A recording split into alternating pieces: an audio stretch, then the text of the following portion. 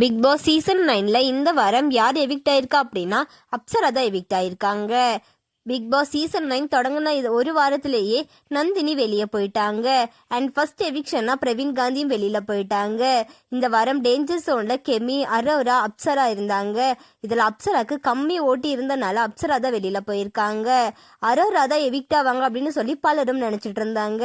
அரோரால யாரு big pass வீட்டுக்குள்ள விட்டா அவங்க பிக் பாஸ் போறதுக்கு தகுதியே இல்லை, அவங்க கிட்ட என்ன தகுதி இருக்கு அப்படின்னு சொல்லி பிக் பாஸ் வீட்டுக்குள்ள விட்டீங்க அப்படின்னு எல்லாம் பலரும் விமர்சனம் வச்சுட்டு வந்தாங்க.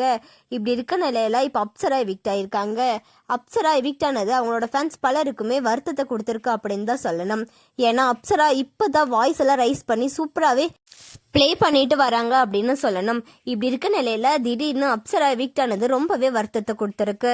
அப்சராவோட ஸ்டோரியில கூட அவங்க சொல்லும் போது அவங்க வீட்டில் இருக்கவங்க நான் திருநங்கையா இருந்தாலும் என்னை அக்செப்ட் பண்ணிக்கிட்டாங்க அப்படின்னு எல்லாம் சொல்லி ரொம்ப எமோஷ்னலாக அவங்க ஸ்டோரி எல்லாம் சொல்லியிருந்தாங்க. அதனால அவங்களுக்கு நிறைய ஃபேன்ஸ் இப்பதான் வர ஆரம்பிச்சிருக்காங்க.